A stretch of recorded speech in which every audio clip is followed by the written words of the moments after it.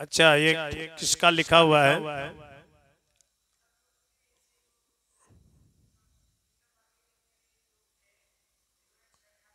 हाँ, दुरुपयोग करने लगे उसका।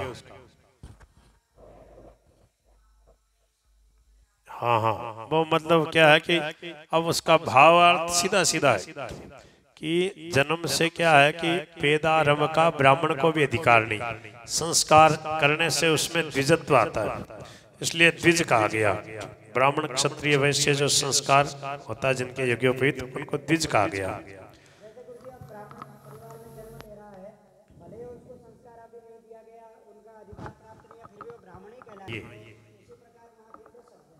हाँ हाँ, महाराज जी ऐसा महाराज जी बताते हैं सदगुरुदेव भगवान, वो कहते पूर्व जन्म में उन्होंने कोई ऐसे कर्म किए होंगे, कितना कितना जब तब करना पड़ता तब ब्राह्मण का शरीर मिलता है।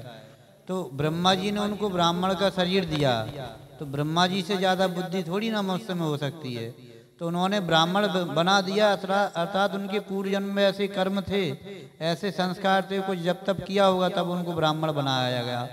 यदि वो इस जन्म में नहीं करते तो अगला जन्म उनको ब्राह्मण नहीं बनाएंगे।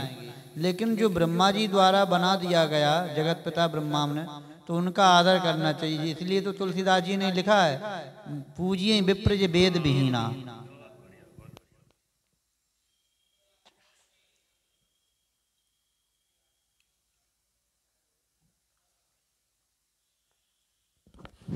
राधे राधे। तो कहाँ तक हो गया? विरक्तो वैष्णव विप्रो, यहाँ चली थी बात। वेद शास्त्र विशुद्धिकृत, वेद शास्त्र का पढ़ा लिखा हो, शुद्ध उच्चारण करके और व्याख्यान कर सकता हो, दृष्टांत देकर कुशलता से समझा सकता हो, और भाई धीर धैर्यवान हो, छोटी छोटी बात में उद्विग्न नहीं होना चाहिए। वक्ता के आसन पे बैठने के बाद सबसे बड़ा गुण क्या है वक्ता का? उद्विग्नता नहीं आनी चाहिए किसी भी बात को लेकर के। देखो अखंडानंद जी महाराज को देखो, आपके गुरु जी महाराज को देखो, कितने सहजता से बैठे बैठे कथा सत्संग सुनाते हैं। महाराज जी इसमें ऐसी बात नहीं आई गई जो ब्राह्मण ना हो और कथा करे तो उसको क्या दोष लगता है। जैसे भी कथा आगे प्रसंग में आया ना, आजन्म मात्रेन सटेन किंचित दिक्तम नरम पशु समम विवार रूपा। अर्थात जो मतलब कथा नहीं सुनते उनको ये हानि होती है। दिव्य देव समाज मुख्य, देवताओं के समाज में ऐसे इंद्र कह रहे हैं कि जो कथा नहीं सुनता है वो ऐसा है। तो इसमें ऐसा कुछ नहीं आया क्या? कहीं याद आया हो?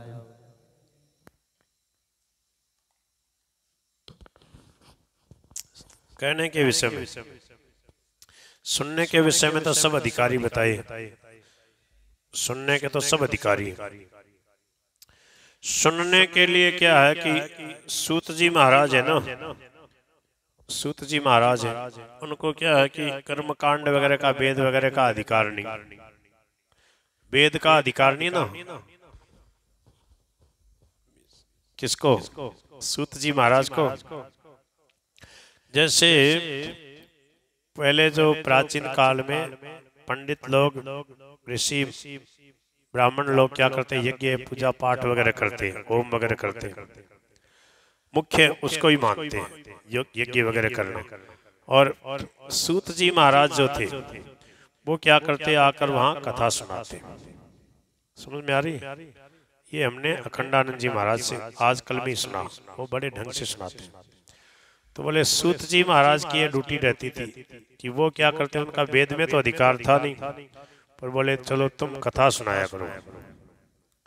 तो सूत जी महाराज पुराणों की, इतिहास की कथा सुनाने की ये ड्यूटी उनकी। वो जहाँ भी यज्ञ वगैरह होता उसमें जा जाके कथा वगैरह सुनाया करते।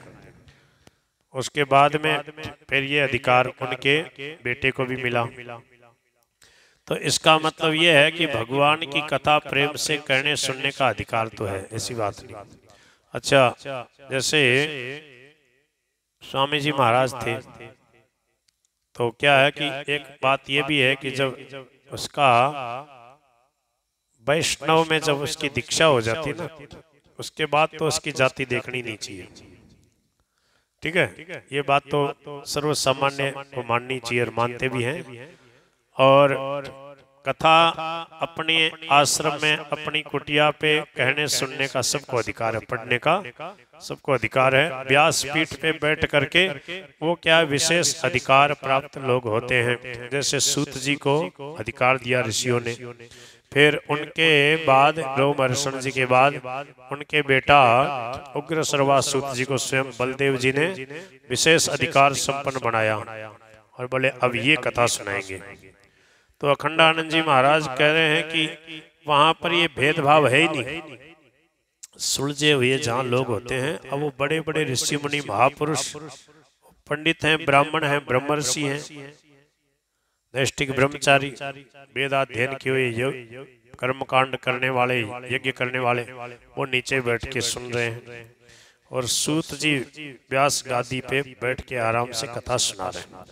जहाँ भगवान की भक्ति की बात है, वैष्णवता की बात है, प्रेम से भगवान के गुणगान में मगन होकर कथा सुना रहे, तो वहां पर ये भावना ही नहीं आती कि ये भाई शूद्र है, ये हमें कथा सुना रहा है, हम तो पंडित हैं, हम पढ़े लिखे ब्राह्मण हैं, हम नीचे क्यों बैठे हैं इसके सामने।